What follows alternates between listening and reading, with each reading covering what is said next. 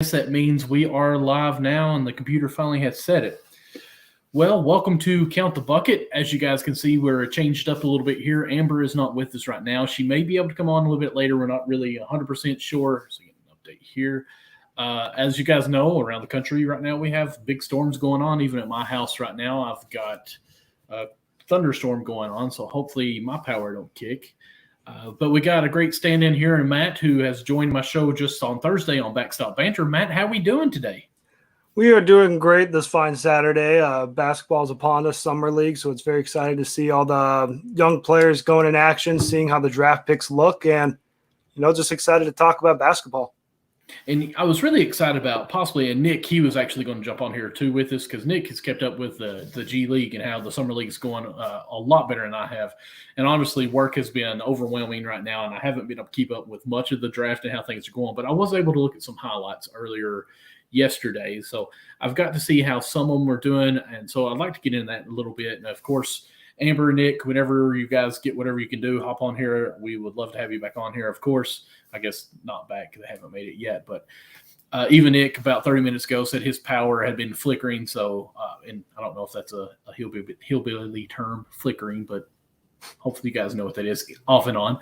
But hopefully those guys can get back on here with us and talk some basketball soon. But for now, we will push through the show and see what we can do. Hopefully we don't have any problems going on forward here. But Matt, who has been, in your eyes, in the summer league, who's been the best that you've seen play out so far? And what's up, Alex? Thank you for joining on here. Doing all right today. Got a fine haircut yesterday. Feeling it all today. Right. Well, one player that stood out to me a lot here in the summer league is Kuminga from the Golden State Warriors. Mm-hmm. Got quite an interesting nickname, over social media. The Cum Bucket. That's a very interesting nickname. I've never heard of a nickname like that before. But I mean, he's making buckets. He's been solid so far for the Warriors this summer league. And the Warriors kind of go in. We were kind of wondering like what the Warriors were going to do with the 7th and the 14th pick. Were they going to use that in a trade package for something? Mm-hmm. And they didn't do that. They just went and they drafted regular guys. And so far, Kuminga has been very solid so far this summer league. You could obviously make a case for other players too. Number 1 overall pick, Cade Cunningham. He's looked solid for the Detroit Pistons. He's put up some good numbers. Mm-hmm. Yeah, it is a sick nickname, especially if he keeps on hitting buckets, it's solid. But if he keeps on missing them, it's that nickname's gonna be going away very soon. And I also like to see some of the highlights I've seen from Jalen Green of the Houston Rockets. In my opinion, I thought for sure Houston was going to go more of a center route of Evan Mobley, because I kind of looked at Houston as they could go one of two ways. They could either go like a Hakeem Olajuwon route, build from a center perspective, or kind of go what they did with the James Harden, build around a shooting guard. And they're going, seems like more of like a James Harden approach. And so far, Jalen Green has looked solid so far in his performances for the Houston Rockets this summer league. And I'm excited to see, what he'll be able to do, during the regular season paired up with John Wall and company. Mm-hmm. I've been really excited. And, of course, my Kentucky Blue, I have to go with that. The way BJ Boston has been playing for the Clippers, I was happy to see a highlight with him where he actually kind of went off on scoring. He made a couple of nice moves catching the ball where you think he's going up for a three, and because it's what the common shot is now, and doing a couple of jukes back-to-back plays on the highlight, and it looked great, went in for a dunk. Happy to see him blossoming out a little bit in the summer leagues. Hopefully he can keep that up because, I feel like last year was a flop for him in college just because I don't think he had the fans at Rupp Arena that he expected, and it was just an off year. So, and I've said it many times, he has raw talent galore, if that's something you've heard. But what about Cade? What do we think about Cade Cunningham so far? What do I think about Cade Cunningham? I love what he's been able to do. I feel like he's going to be a fantastic point guard for the Detroit Pistons. Just with how he's able to run the floor. I feel like it's going to be good for Detroit. Now, do I think Detroit is going to be a playoff contender this year with Cade Cunningham? No. I do believe, it's kind of like a little rebuild process, but I will say Cade Cunningham has the potential to be like a John Morant, with Memphis, maybe first year they don't really make the playoffs, but maybe when he gets in like his second or third year, they could be the Detroit Pistons could be a team where they could shock the NBA, in 2 to 3 years from now when people don't expect them to make the leap, but they are starting to make the leap. So I feel like he has the potential to do that. And I also just look at it as it is summer league. It's basically most guys, whether it's the G League or first year and second year players, we'll kind of see. Hopefully he can keep it up, when it's actual NBA season come October, when he has to play like actual NBA players, actual veterans. So we'll see how he can translate from there. But overall, I love how he's able to play. And I feel like he's definitely been worth that number 1 overall pick that the Detroit Pistons invested in for their future.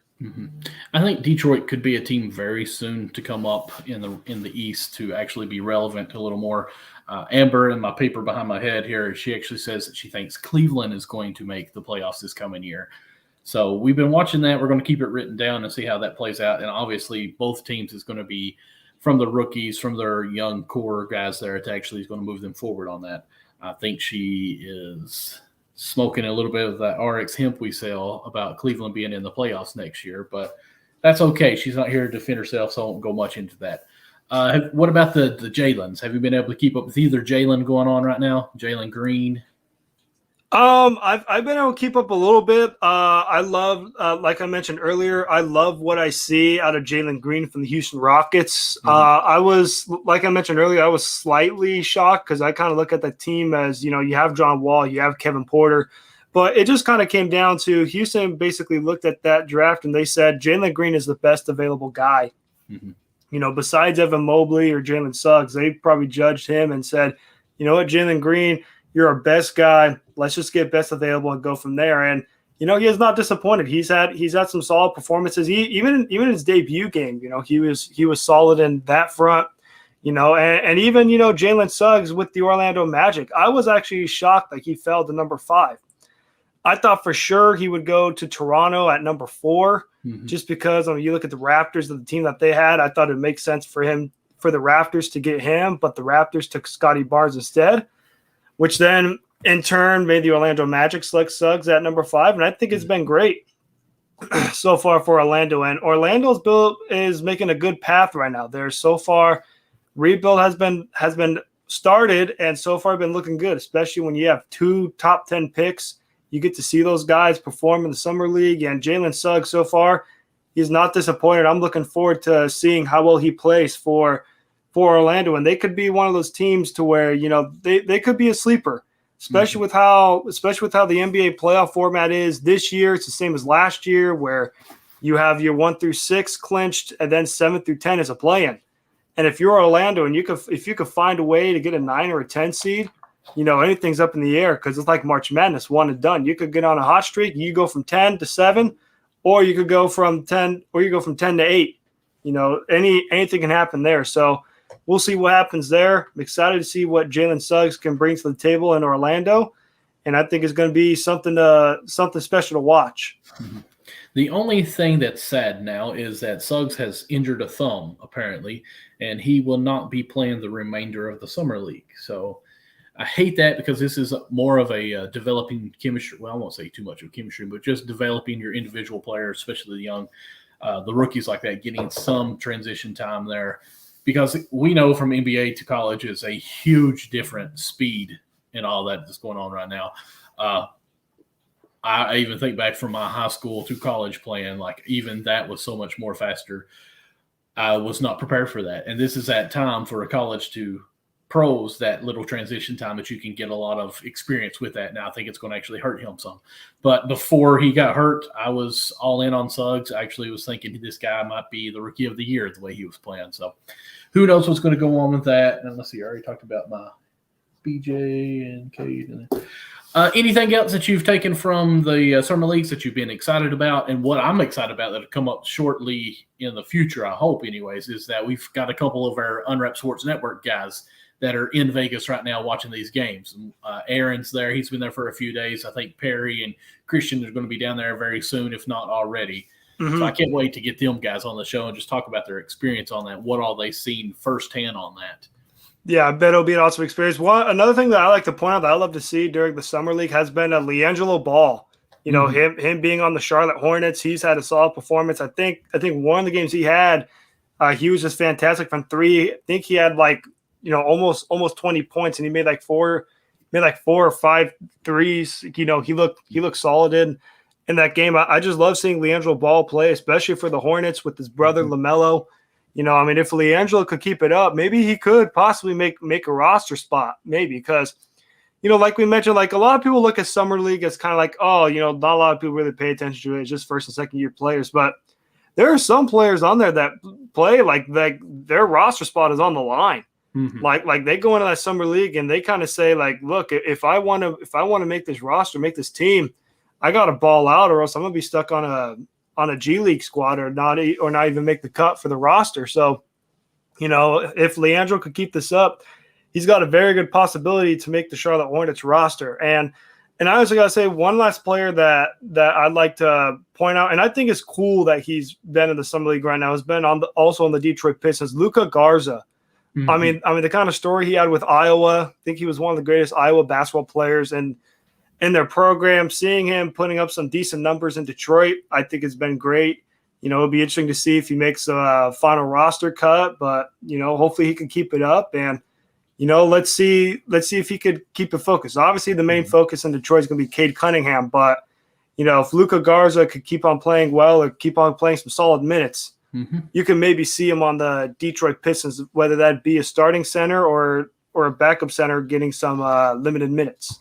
And I almost think that Luka has a lot of eyes on him because he was not expected to really be drafted. And he actually did get drafted, got the chance now, and he's playing decent. Like, he's the guy that everyone's going to be watching like, okay, he shouldn't be there. Like, he's got an uphill battle to climb on this.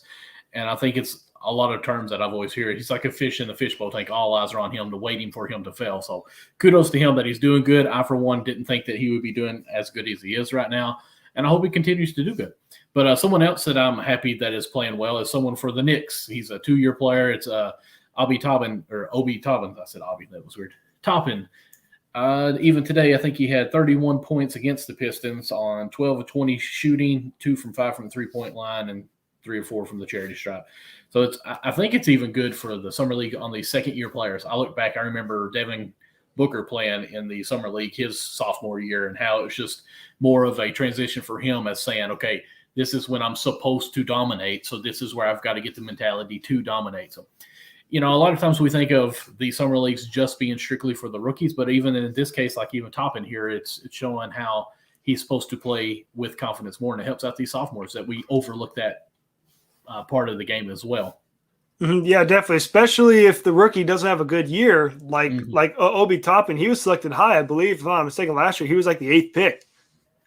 He was the 8th pick in the NBA draft, and he didn't really like live up well. And people were classifying him like, oh, you know, he's a bust. You know, already moving on from year one. But yeah, he was. For some players, they take time. And, you know, this is why it's so good to see, like, these players in the Summer League, like, that second year. Because a lot of people say, like, there's a sophomore slump. But if they progress well in that second year, the Summer League definitely helps out. You know, it could definitely help improve, whether that be their trade value if you're a contending team. Or if you're a young team, you know, you could help see your young player that you just drafted, you know, help develop, like, see their development and see them grow to maybe one day, you know, become a future contender, you know, in the league, whether that be in the Eastern Conference or the Western Conference. I actually looked here at my phone here. It's got a stat that as a rookie, he averaged 4.1 points, 2.2 rebounds in 11 minutes. And you would think at the number 8 pick overall that you would be getting more production of that. But or even more minutes for that matter. Like you look at like 11 minutes, like a lot of people think like when you get like 11 minutes, you're either a late first round pick, early second round pick, or you're just simply like a bench or role player whose role is to either go in there and play defense or go in there and just shoot from behind the arc. But when you're a top 10 pick, you're kind of have the expectation of either A, being a starter and playing starter minutes, or B, being like that 6th or 7th man, you know, coming up, getting at least like, you know, bare minimum 18, 20 minutes a game. That's how I even look here. Emmanuel Quickly, who is a Kentucky player, who was drafted later in like the second round last year, probably had a better year than Toppin did. And you would think it would be vice versa on that. So let's hope that he puts it together for a sophomore year. And it would be great for that because the Knicks are a team that are almost relevant again in the East.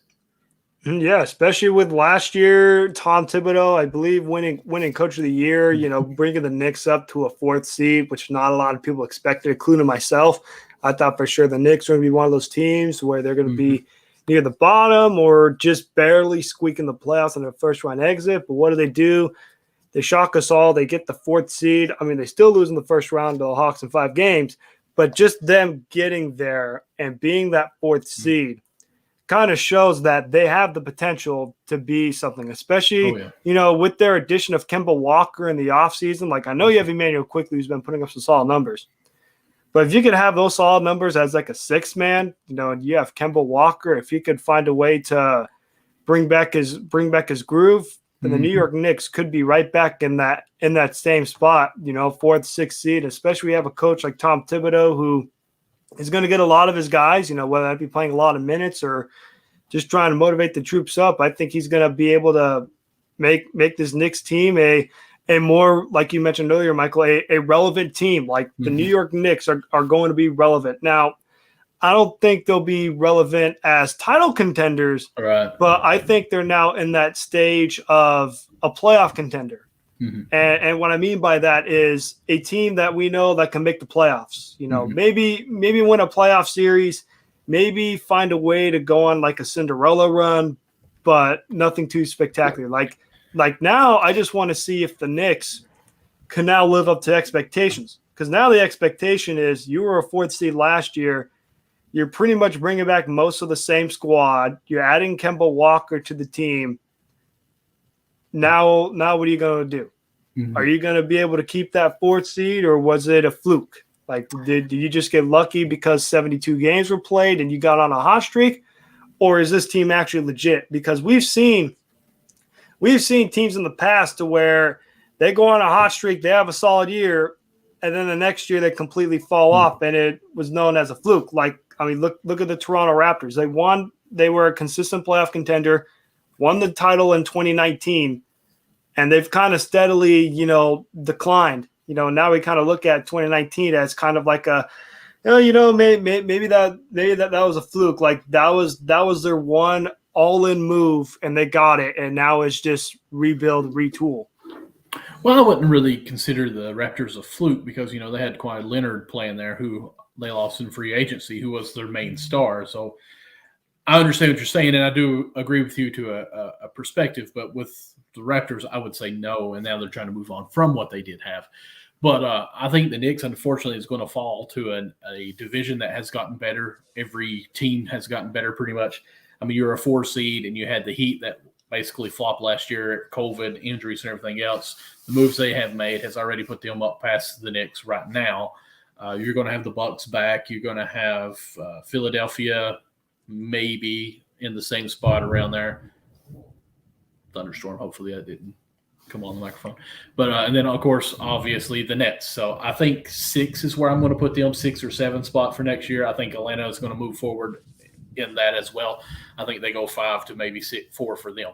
But even at that, if they can make a play-in spot next year, not the play-in, but if they can solidify themselves and lock in one in, I think that's even good for the Knicks to say, hey, guys, this is a team that you want to come and play for now. Like, we are the Knicks again. So I think it'll be looking prettier for some free agencies, some trade talks on that, and then we could see some moves this coming year for them.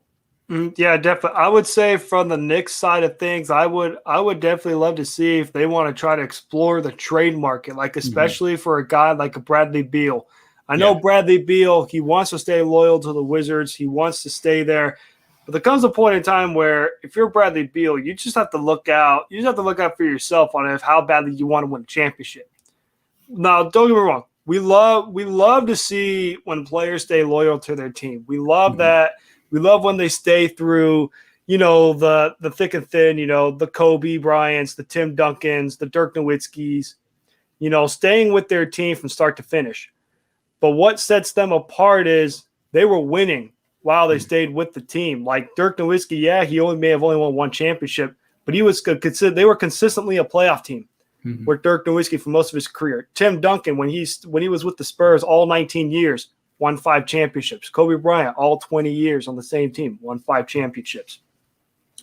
Bradley Beal, you've been with the Washington Wizards now for almost, I believe, 7 or 8 years. What have you won? A couple playoff appearances, and that's about it. You haven't won anything.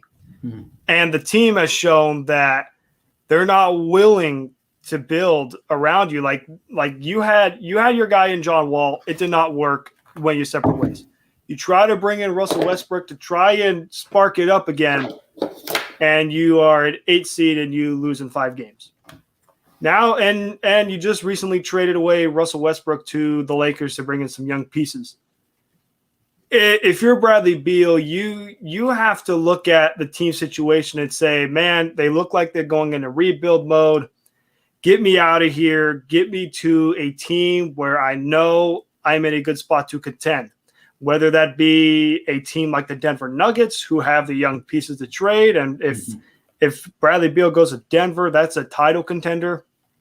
Or that would be, the New York Knicks who are discussing. And if the Knicks could find a way to pull it off, maybe trade some of the young pieces, if they could find a way to keep RJ Barrett and maybe trade a guy like, maybe Obi Toppin might have to take one for the team, like move on from a guy like Obi Toppin or, maybe even Emmanuel Quickly or in a draft pick, you bring in a guy like a Bradley Beal, that would instantly put the Knicks up to an echelon to where like, hey, maybe they could compete with, Milwaukee or Brooklyn, for the right to represent the Eastern Conference.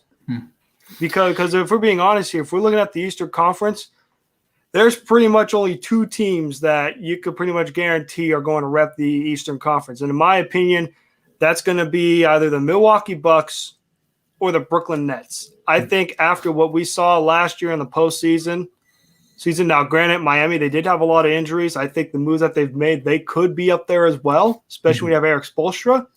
But for right now, 2 guarantees that you could put money on and say this team is going to go to the NBA Finals. You could put either the Milwaukee Bucks or the Brooklyn Nets on there, and there's a pretty good chance that one of those teams are going to make it to the NBA Finals. I'm going to be honest with you. I think the Bucks are going to be that maybe it was a fluke team. I love Giannis. I think Giannis is probably top 5 in the NBA. I'm not going to do any lists of saying who is ahead of it or not, but I think Giannis is a phenomenal player. Chris Middleton showed him that he is a top 30 player. But I just feel like a lot of injuries and a lot of different things just laid perfect for the Bucks. And I'm not taking anything from the Bucks. I just don't think that they're going to be able to repeat or even come close to repeating. I think Miami's moves that they made, they're a year of not making it. They're hungry, and I think they will be your number 2 behind the Nets.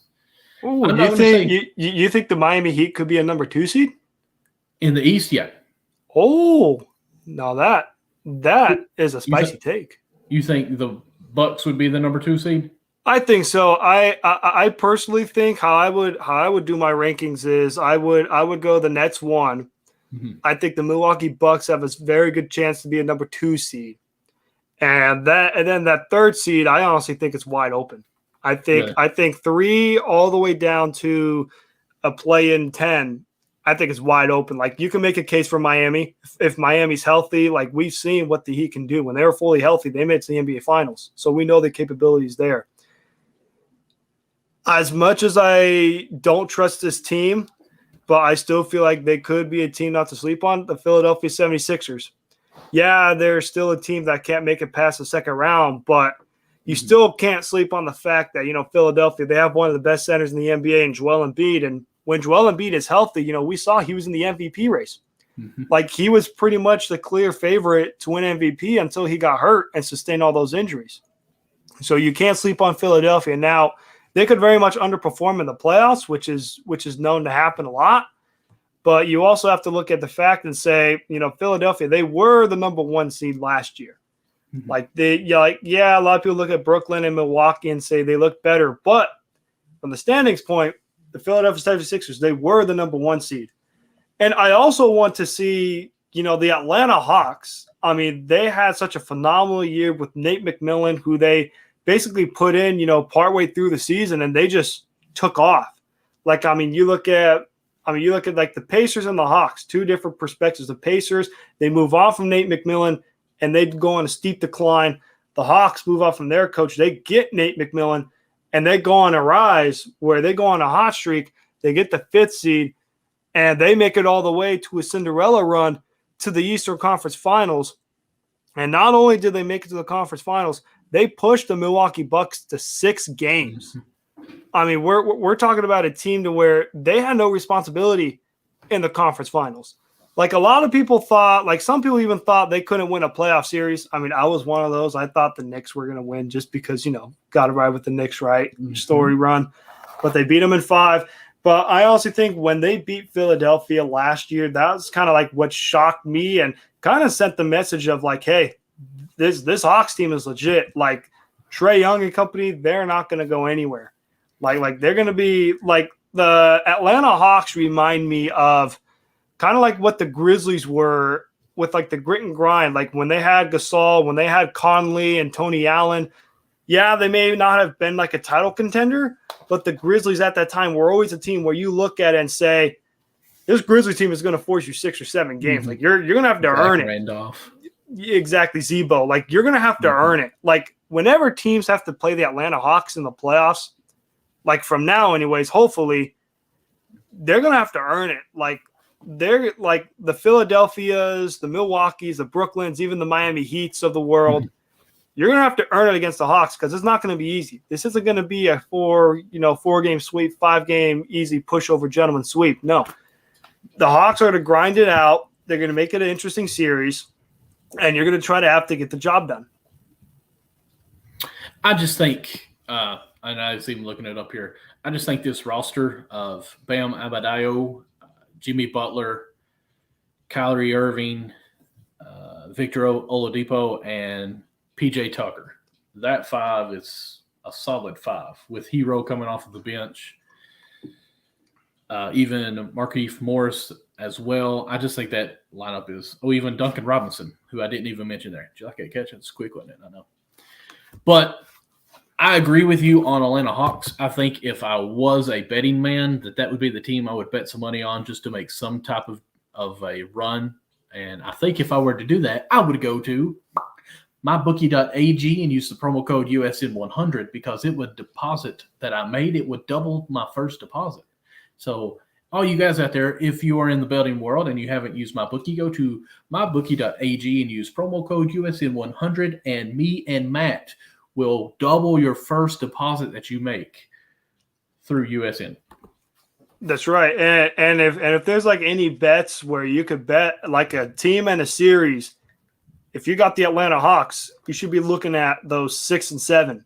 Like, doesn't matter what team. Just look at Game 6 or Game 7 because the Atlanta Hawks, they're gonna push you the distance. I mean, you look at they almost beat Milwaukee. Like, I'm gonna be honest with you, when Giannis went down with that knee injury in Game 4, that series could have made a turn for the worse for Milwaukee. But the Bucks, they got it done in Game 5. Obviously, got it done in Game 6, and the rest is history. Let's go out west a little bit since we talked about it here some. What team are you excited about for this upcoming year? What team might surprise us, or what team you think might just flat out be irrelevant when we think they're supposed to be good? Okay, so I'll go with the team I'm most excited for. I'm going to be a full homer. I am very excited to see what my Los Angeles Lakers are going to do, especially with them finding a way to get Russell Westbrook. You got LeBron James, Anthony Davis, and Russell Westbrook on the same team. This right here is no excuse. It's championship or bust. If you fail to win a championship, I'm sorry. It's just one of the worst seasons of all time. Probably worse than when the Lakers trying to make that super team in 2013 with old Nash and a prime Dwight Howard. Like, it would be that big of a failure of a magnitude just because You got 3 players that are pretty much in the top 10 on the same team. You have to win a championship. I don't care if you're versing the Brooklyn Nets or Milwaukee Bucks or the Miami Heat. I don't care what team you verse. You got to win the championship. You got those 3 players. It's championship or bust right now for the Lakers, and understandably so, especially when they were very disappointing last year. Granted, injuries played a huge part. Mm-hmm. I mean, you got your 2 main stars, LeBron James and Anthony Davis, go down. But I also kind of look at that as no excuse. Look at what the Clippers did. Clippers didn't have Kawhi Leonard, and what happened? They made it to their first conference finals ever in franchise history. And look at the Milwaukee Bucks. They lost their best player in Giannis Antetokounmpo in a Game 4 in an Eastern Conference Finals, tied at 2-2. But what happens? Those other players, they stepped up big in his absence. They won Game 5. They won Game 6, and Giannis returned in the finals. So I kind of look at that and say the Lakers, they just simply didn't get it done. Whether that was, when you're defending champ, it's hard to repeat. They were defending champs last year. They were 7 seed. They played against a very good Phoenix Suns team who was on a Cinderella run of its own. Like, even though they were a 2 seed, not a lot of people thought that, the Phoenix Suns are going to be a healthy Lakers squad. But that did not happen. They beat the Lakers in 6. We all know what happens there. The rest is history. That's the team that I'm most excited for to watch, just because of all the moves that the Lakers made. Like, I didn't really even think that the Lakers had enough cap space for us to even work. When I heard them saying, like, we got Russell Westbrook, I just looked at it and said, how? Like, what? Like, I kind of looked at that and said, like, what moves are the Lakers going to make when you have a guy in Kuzma who played terrible in the postseason, did not help his trade value one bit. Let's be honest, he's played horrible since he's been with the Lakers. And well, here's what I will say. When he was a rookie and starting, he looked solid. Mm-hmm. He was great when he got starting minutes. There was a point in time to where people thought that Kyle Kuzma was a better draft pick over Lonzo Ball, even though Lonzo was the 2nd overall pick and Kuzma was the 27th. Kyle Kuzma, when he was starting, like, he looked good. Like, he looked like he was solid. But obviously, when you have the opportunity to get a guy like Anthony Davis, you're going to get a guy like Anthony Davis. Because, you just got to do what you got to do to win a championship. And that's what the Lakers did. And obviously, Kuzma, his minutes took a toll back. And he didn't really, I'd say, find his groove, like, from a guy coming off the bench. He was very on and off. Like, when he were to start to fill in for Anthony Davis, he'd play great. Like, he'd have a solid game. Like, I remember seeing some performances where he would put up like 20, 25 points. I'm just like, that's the Kyle Kuzma that I saw before Anthony Davis came. And then when he has to come off the bench, he puts up 6 points, maybe 2 of 7. And it's like he couldn't really find that consistency. Hopefully he finds that, with the Wizards. But, it's just one of those to where hopefully he does well. And hopefully for the Lakers' sake, championship or bust, you better win the damn championship. You bring in a guy like Russell Westbrook who's a machine, like triple-double machine. He's gonna get you the ball. He's gonna do whatever he can. And he's gonna be a workhorse. Like, he's gonna give it his all, like 110%. Like, that's the one thing that I love about Russell Westbrook is it doesn't matter what team he's on. He's gonna give it his all. Like, no matter if he's down in a game or up in a game, he's gonna go now, balls out. I want to ask you this question then, because I am a LeBron hater. If the Lakers do not win this championship, does this hinder his legacy? I would say so, yes. Especially because you look at, he wanted these guys in. He wanted Anthony Davis, he got Anthony Davis. Makes sense. Dynamic duo. But now you talk about you bring in your boy Carmelo Anthony. You also bring in a guy like Russell Westbrook in, who's an instant starter. You got those 3 plus Carmelo Anthony off the bench and a bunch of other players. If you don't win the NBA championship with that roster, I'm sorry, your legacy is going to take a hit. Yeah, he's won 4 championships. Yeah, he's got, I believe, 4 MVPs. But you mean to tell me you have those 3 players with you, and you don't win a championship? I'm sorry, that's a slight hit. Now, I wouldn't say it's as big of a hit as when he had the Miami Heat big three and he failed in that first year because he played horrible in the finals. I wouldn't say it'd be that bad, but I will say, especially with him losing in the first round for the first time in his career last year, and then on top of that, you bring in the guys that you want, and if you don't win another championship, that's kind of another hit right there, because that's almost like, that'd be something like if Michael Jordan were to go and say, if he were to go and say, you know what, I want Patrick Ewing, I want Hakeem Olajuwon on my team. I know that I got Scottie Pippen, I know I got Dennis Rodman, but I want those guys because I know I can win a championship with those guys.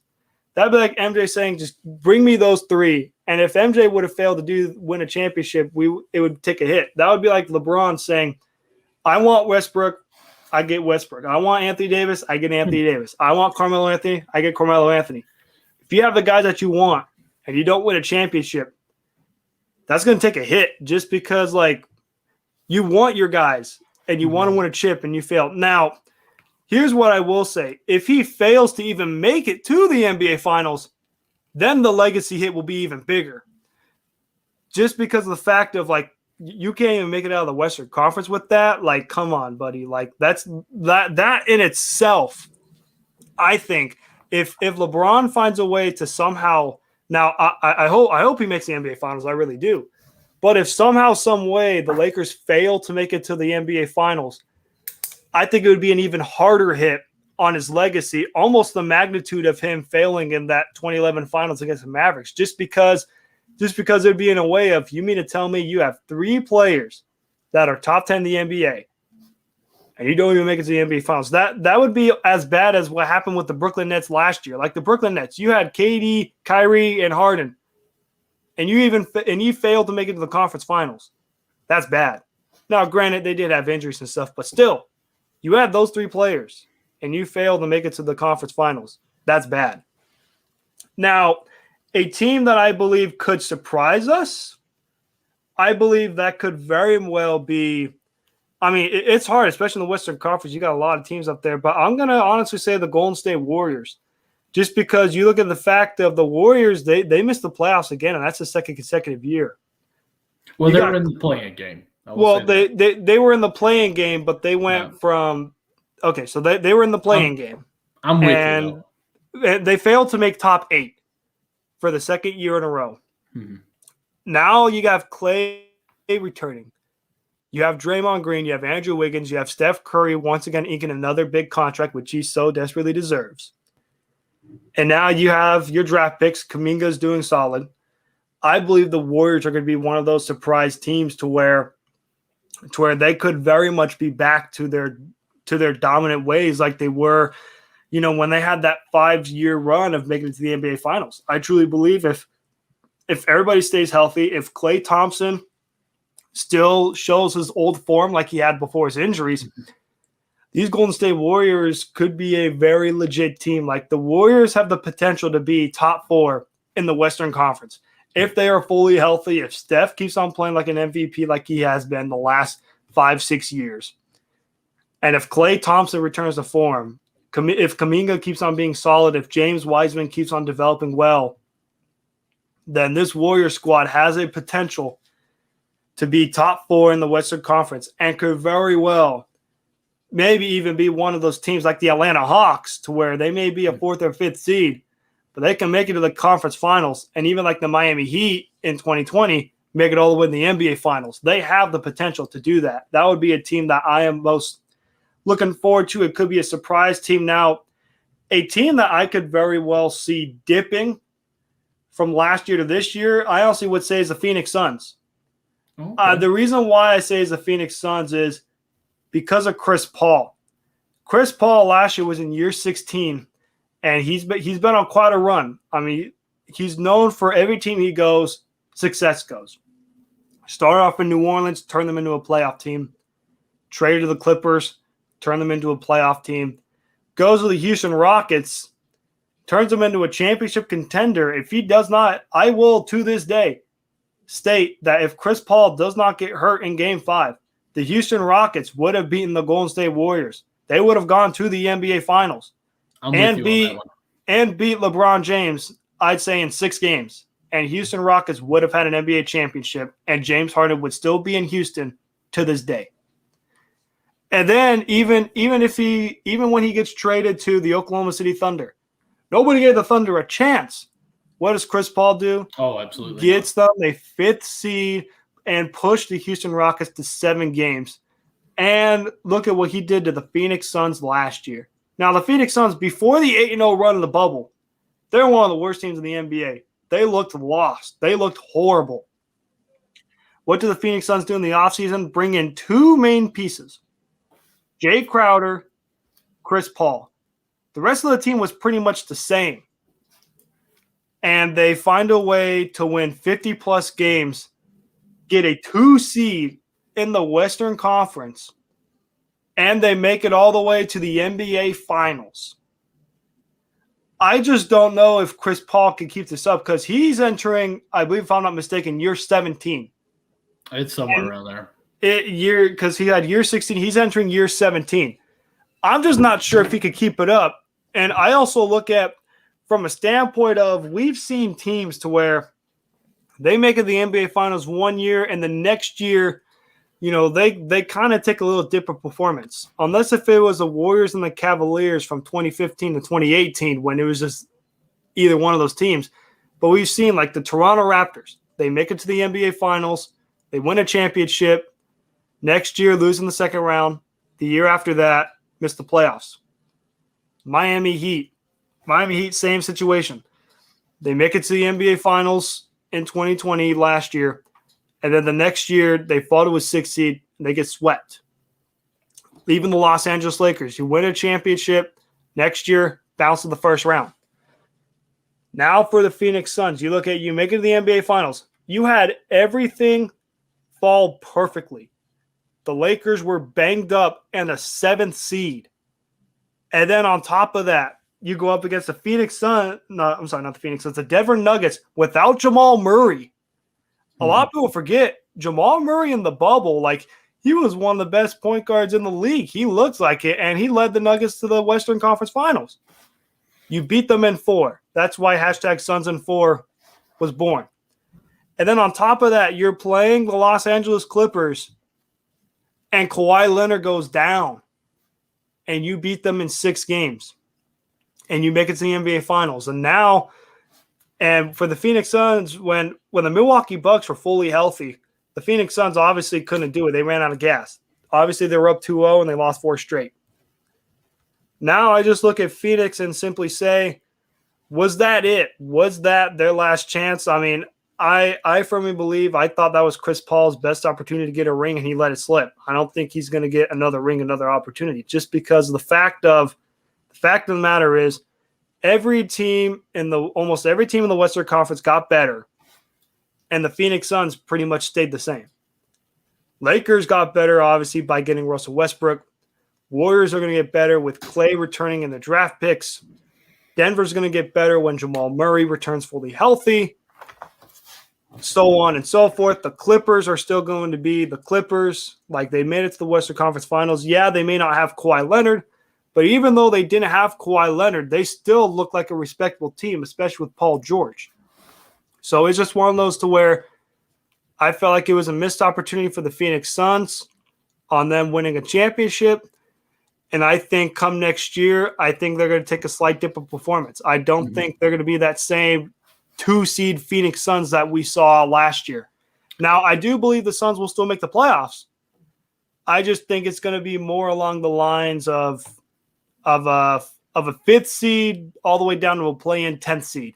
They're going to be somewhere. Yeah, they're going to be somewhere in that range. I don't think they could fit into the top 4 because I believe the top 4. I believe it's going to be the Lakers. You're going to see the Lakers up there. You're going to see the Denver Nuggets up there because last time I checked, the Nuggets were fully healthy. They made it to the Western Conference Finals, so they still have that capability. You then also got to count in the Utah Jazz, who had one of the best records in the NBA. And then for that 4th seed, you got to include the Golden State Warriors if they're fully healthy as that 4th seed. That could very well round up your top 4. Now, if Kawhi Leonard was healthy, I'd put the Clippers up there. But with him not being healthy, I still think the Clippers are a respectable bunch. But they're going to be in that 5th, 6th seed, somewhere around there. I just feel like the Phoenix Suns, just because of the fact of the only thing that you did was bring back Chris Paul, but it's not like Chris Paul is going to get any younger. He's entering year 17, and we've seen players, when they get older, their play slightly declines, unless if you're LeBron James, where your play keeps on, when you think it gets lower, it finds a way to get better. We'll see what happens. And who knows? I mean, Chris Paul has proved a lot of people wrong. He proved me wrong last year. I didn't think Phoenix had it in them. And what happens? They make the NBA Finals. Who knows? Maybe that could happen. I just look at it from a perspective of teams that make it to the NBA Finals. The next year, there's a very good chance to where they could decline in performance. So the team I'm most excited for is the Lakers. A team that I believe will improve. I think I mentioned like the Golden State Warriors. And then my team that I believe will decline is the Phoenix Suns. Okay. Sounds good. I'm excited to see what the Lakers do. I will say I think the Suns will still be there because I think they're hungry. I think they got a little taste of it. And I think Booker, to even progress more, Chris Paul will have to do a little less because of this, and I think it's going to help him. Even Aiden, we'll see more out of him developing. I actually have the Suns being my team that will stay the same. I have the Jazz taking the hit. They're the team that I think actually will fall back from where they were. I think Mike Conley he's getting up in age. He was an all-star because people couldn't play. I don't think he's going to be an all-star this coming year. Not taking anything from the lefty. I love left-handed people. But I think the Nuggets are going to be a good team this year. The Lakers, I actually don't think are going to care about the seeding. Like, LeBron wants to rest as much as he can. So I don't think he's really worried about being in that 1 through 3 seeds. As long as he's in the playoff without the playing game, he's okay. Now, I want to say this. I was looking at this while you were talking. LeBron James on the NBA is ranked number 1. Anthony Davis is ranked 7, and Westbrook is ranked 16. I couldn't find Carmelo Anthony. I apologize. If Michael Jordan were to have the same ranked players on his team, MJ was number 1. I will say this. Scottie Pippen was number 5, but he was drafted. So if he didn't have Scottie Pippen, the number 7 ranked spot would have been Charles Barkley. And then the 16th spot would have been Penny Hardaway. Can you imagine Michael Jordan, Charles Barkley, and a Penny Hardaway team?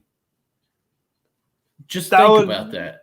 That would literally be so scary. It would literally be like the 60s Celtics, where they just ran it up like championship after championship when they rally off like 6, 7, 8 straight championships. See, I wish we would kind of look at this a little more that way, because LeBron, I mean, again, I'm a LeBron hater. It's just what I am. LeBron has. Would you have been a LeBron hater if he was lefty? Because you said you love lefties. Like, would you hate LeBron if he was lefty, or is he just the exception? I actually love LeBron James, his first Cleveland 1.0 is what I call it, because he was an all-around player, moved the ball around, made these great passes, made these great cuts, and looked like an actual player. After he left and went to Miami, I kind of started hating him a little bit, but I like Miami. Miami's probably my NBA team if I actually had to say a home team, them or the Charlotte Hornets, the 2 closest teams.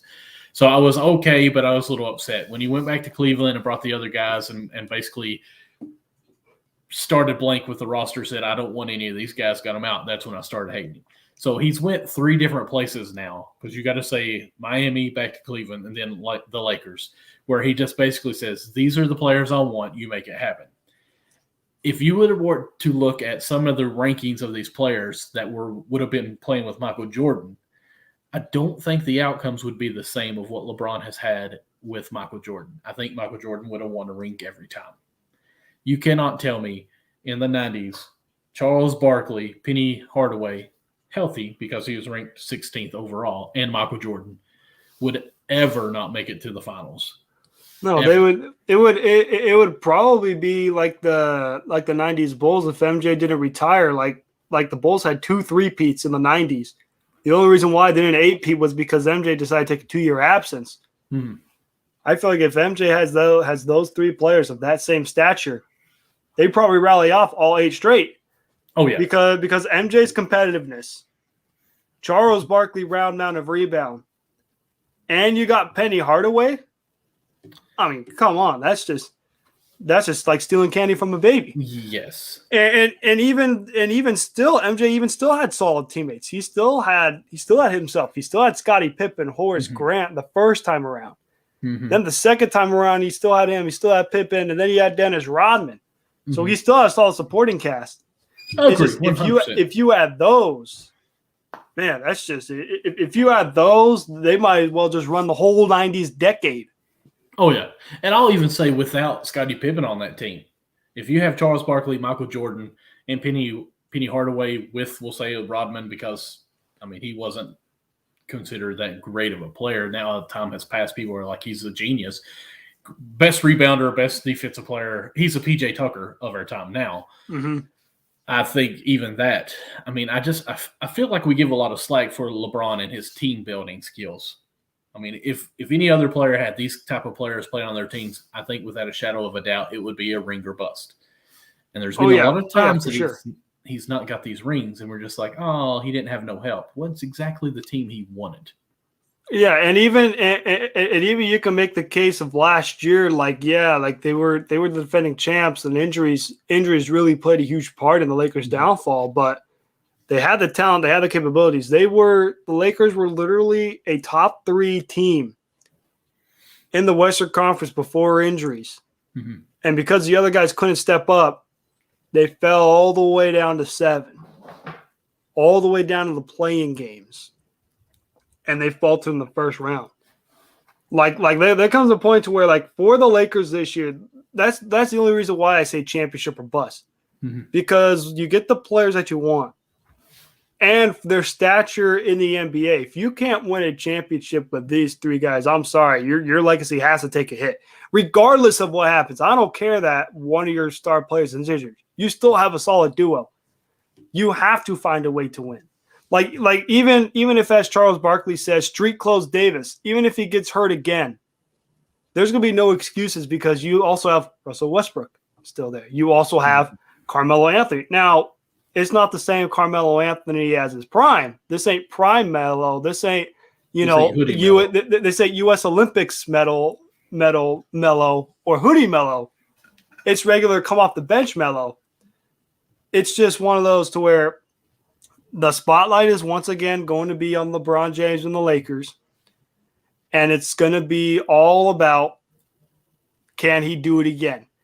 Can he find a way to get ring number 5 and try and be one step closer to MJ?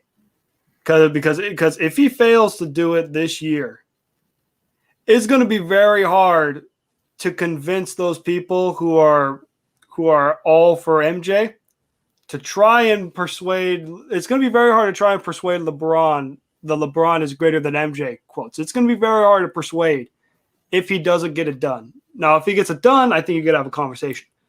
But if he doesn't get the job done with the kind of team that he has this year, and with the solid head coach in Frank Vogel, he's a solid head coach. I mean, his stint so far with the Lakers, his first 2 years have been very, very successful. Championship in his first year, and then the second year, your first round exit, but still made the playoffs. First 2 years, championship, and then a playoff appearance. That's a pretty impressive track record. Now, I think if there's another thing you can maybe say about the Lakers is how is the assistant coach going to be? Because now you don't have Jason Kidd, because obviously he's the head coach of the Dallas Mavericks. How will that affect the team?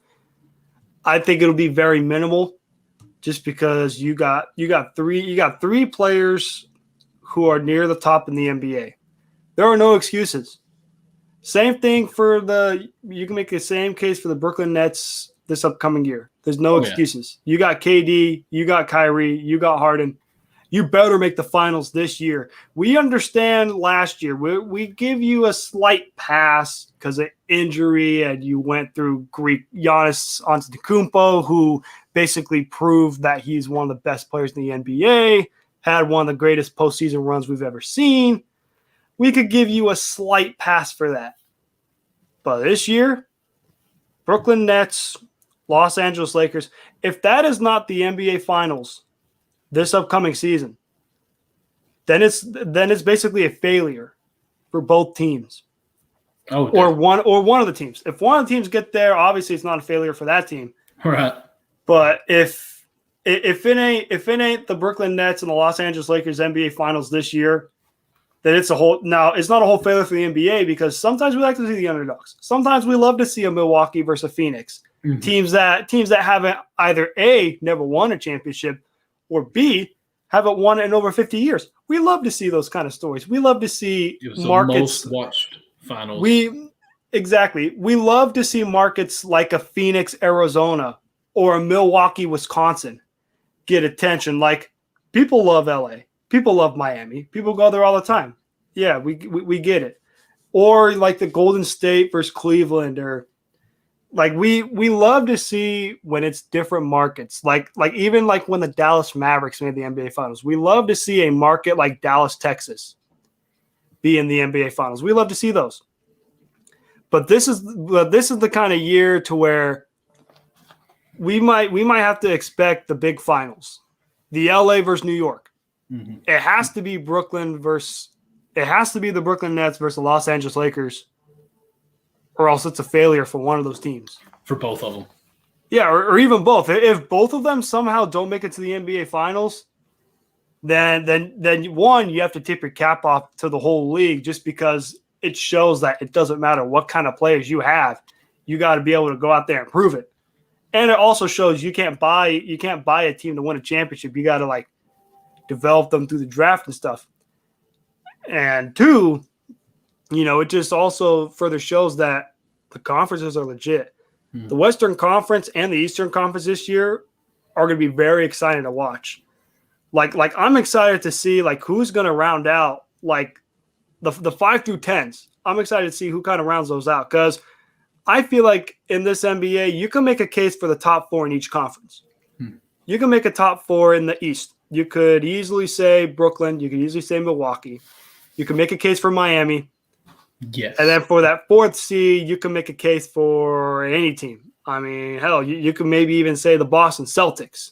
I mean, they may have that capability. You never know. With Jason Tatum, Jaylen Brown fully healthy, Marcus Smart, you never know what the Boston Celtics could do. You could also make a case for the Philadelphia 76ers round out the top 4, or Atlanta or New York round out the top 4. And then same thing in the Western Conference. You could easily make a case of top 4. You got the Lakers. You got you could even say Denver. You could even say Golden State if they're fully healthy. Now, I personally wouldn't put the Phoenix Suns in the top 4, but you can make a damn good case for them being top 4, especially the kind of run that they had last year. You can make a case for that. And, we'll just see what simply happens there. It's going to be very excited to see, what goes down this NBA season, especially because it'll finally be a full 82-game season. And not only will it be a 1 through 8, you now have that play-in tournament. And so it's going to be very excited to see, who that 7 through 10 is. Because whoever's at 7 through 10, it's going to be very feisty, because it's going to be like March Madness 1 and done. And I kind of loved it. Like, I love seeing like Golden State versus the Lakers down the wire, final second. You see LeBron hit a go-ahead 3 to win the game. Like, I love to see that when it gets close. So hopefully that same thing will happen. We'll see what happens overall in the NBA standings. And I think you and I can both agree on this statement alone. If you have a big 3 in the NBA, it's title or bust. So the Brooklyn Nets and Los Angeles Lakers, it's title or bust for both of you. Now, if you both face off in the finals, one of you is going to have a bad season because you didn't win it all. But if you both don't make it there. What if the Nets don't make it? Let's just throw it out there. Because right now, both of Kyrie and Harden are about to make sign extensions. What if they don't make the playoffs? Like, do you really hope this extension happens if they don't make the playoffs this season? Now, if they somehow don't make the playoffs this NBA season, if you're the Nets, you hope the extension doesn't work just because you don't have to pay these guys any money. Right. Obviously, they will make the playoffs just because, even if it's just Kevin Durant by himself, he's going to will this Nets team to a playoff berth. Oh, yeah. I just think it's one of those to where if you fail to make it to a conference finals, that's when you'll look and say, maybe we made a mistake on giving either A, made a mistake on giving the player the extension, or B, made a mistake on hiring Steve Nash as a head coach. That would only be if they fail to make it to the conference finals. Now, if you make it to the conference finals and you fall short to a team, like if you fall short to Milwaukee again or Philadelphia, if they somehow make it there, or even Miami, people can understand just because like they have the capabilities, they have the team to do it. It's just if you fall short to a team that's clear that you're clearly better than, that's when it gets bad. Philadelphia versus Atlanta. That was a bad series lost by Philadelphia. They had no business losing to Philadelphia. They had probably one of the most easiest cakewalk Eastern Conference Finals appearances of mankind, and they fumbled the bag. Like you knew, like Brooklyn and Milwaukee, somebody was going to lose. Some good team was going to lose because they faced off each other because they were a third and a second seed. Philadelphia had one of the most easiest paths because you verse Washington Wizards team, which all they had was Beal and Westbrook. And then you get to verse either the young New York Knicks team who was on a magical run that was going to end, or the Atlanta Hawks team with pretty much just Trae Young. That was probably the most easiest Eastern Conference Finals appearances in your bag, in your hands. And you somehow found a way to blow it. Like you easily got past Washington, no problem. And then you got lucky enough to get a fifth seed Atlanta Hawks. And you pulled off one of the biggest choke jobs I honestly would say in Philadelphia history. Like you mean to tell me were they up 3-1? No, they were up 3-2. I think they were up 3-2. They had 2 meltdown games where they blew like double-digit leads. Like they had a streak, I think, in Atlanta. So I believe it was game 4. I think it was game 4 and a game 5. It was either game 3 and game 4, or game 4 or game 5, where Philadelphia was up by at least almost 20 plus points, and they ended up losing both games. And then obviously we know what happens in game 7. Ben Simmons is literally 5 feet under the hoop, proceeds to pass it. Rest is history. And they once again did not make it to the – they have not made it to the Eastern Conference Finals since the year I was born, 2001. Pitiful. Doc Rivers, come on, man. You can do better.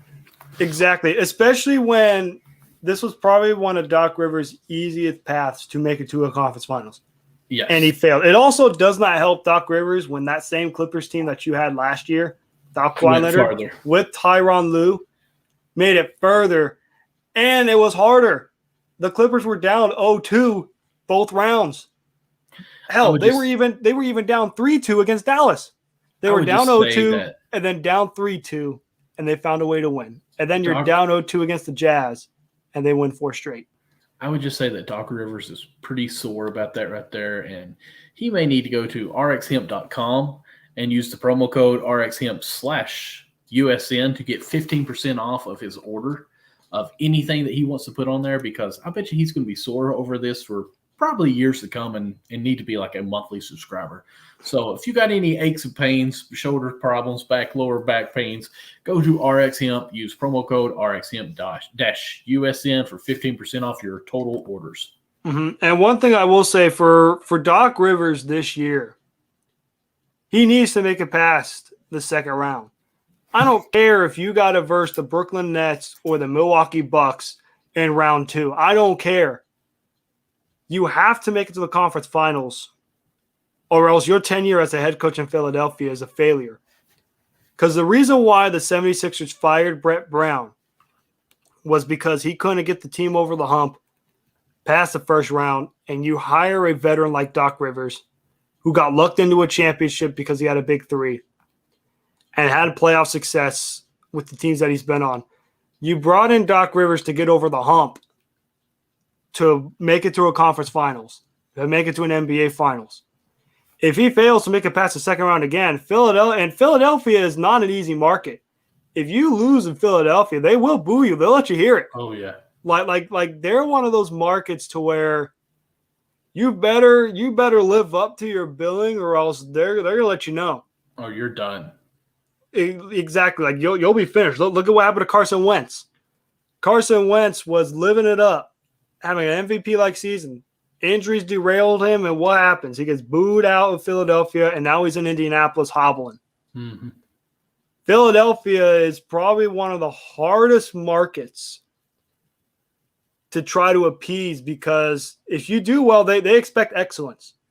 The 76ers, when you bring in Doc Rivers, a guy who's won a championship, a guy who has playoff experience, you expect greatness, especially with the team that you have with Joel Embiid and Ben Simmons.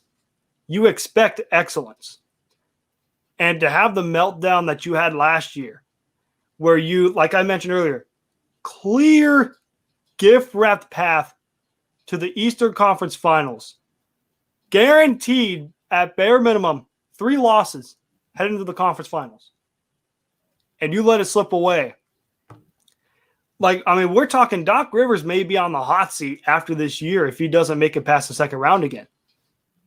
Like Philadelphia is gonna have a wanted poster Doc Rivers if they don't make it past the second round this year. Like, the Philadelphia 76ers are probably going to be one of those teams with the most pressure on the line. Because you got to think Ben Simmons, like he can't shoot. Like he's already on Philadelphia's hit list. Mm-hmm. People are already wanting Ben Simmons out. Like they want, like, if he returns, if he's going to be on the 76ers this upcoming year, which I believe he will be, he's probably going to be booed by the Philly fans until he starts making his shots. Doc Rivers, you better coach the 76ers team to the damnedest, to the best you've ever had it. Because if you don't, Philly's going to get on you as well. Because they're already on Ben Simmons. We've seen what they can do to Ben Simmons. I mean, they Photoshop him in China Shanghai Sharks jerseys.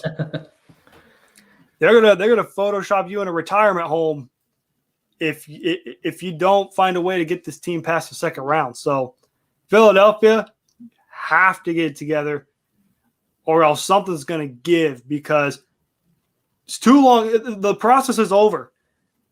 You can no longer ride the trusted process. You had a 2-year window of the trusted process, 2018 and then 2019, when you lost to the Toronto Raptors in 7 games. After that, the process was over. Now it's, can you get it done? Because if you can't get it done, I'm sorry, this whole trusted process thing would be a big failure.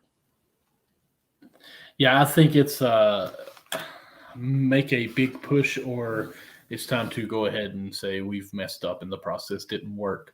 And I feel sorry for the Philly fans when it comes to basketball a little bit, because, this has been probably a decade worth of processing, and it's come to where it's at the process end, and it either is didn't pan out and you're going to have to reboot, or it's got to be this year. I really do. And of course you have the big mountain to climb in Brooklyn right there, real close by. That's going to be hard to overcome. Mm-hmm.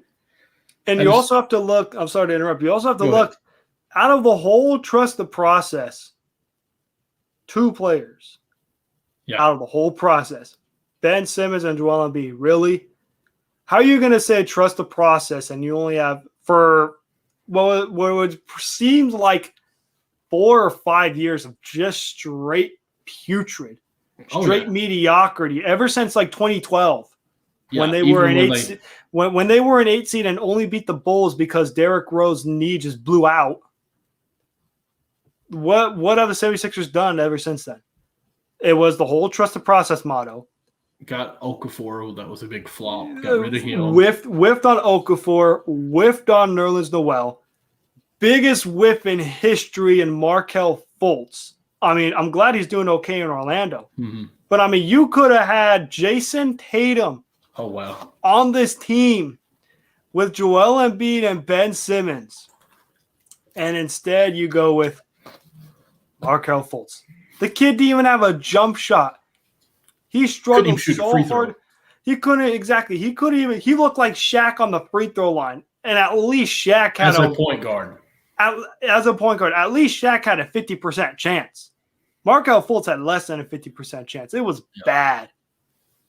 And out of the whole process, 5 years worth of tanking. And the reason why they got rid of Sam Hinkie is because he stunk up the joint so bad, and teams started to catch on where if you tank and get a high pick, the NBA had to kick him out. And even still then, they still whiffed.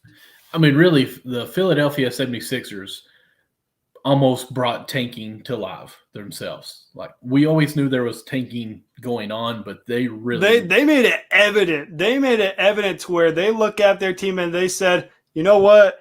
We ain't even good enough to make the playoffs. Even if we do, we're just going to be a first-round exit. Why do I want to be a first-round exit when I could just tank my way, get a franchise player, and just tank until I'm ready? Until I think this team can win a championship with 4 or 5 franchise players, that's when I'll compete. Yeah. Well, listen, honestly, it's almost 12 o'clock here. I do have to get up early in the morning. We're already 10 minutes over an hour, Matt. I think we just need to go ahead and wrap this on up. Thank you for joining in on here with me. That's really about all I had to talk about anyways. I think we could stay on a 76ers rant all night, just to be honest with you. Oh, yeah. But, we definitely could. Go ahead and give your plugs, where we can catch you at social media, what other shows you got going on here. Alrighty, well, you could check out my Twitter handle down below at Matt_Skura. You could also check out my Instagram at Matt_Skura20. And you can check out my sports podcast, me and my great friend Caleb Conant have, called MCS Real Sports Podcast. It is available in the link of both my Instagram and Twitter bios. It gives the link onto where my podcast is available, which is on Apple Podcasts, Spotify, iHeartRadio, you name it. It's available everywhere. As always, Michael, it is always a pleasure to be on here, to talk basketball, and to talk on just any other stuff, any other shows that you run. It's always a pleasure to be on. Well, thank you. I appreciate that. As you guys can see, MDLawson00 is my Instagram and Twitter as well. Go follow me on there. Also, go follow Backstop Banter, is my other show on Thursday nights, 10 p.m., 10:30 Eastern time as well, where it's just everything baseball. There was a no-hitter pitch tonight. Gilbert, I think was his last name. I was kind of catching it on my phone.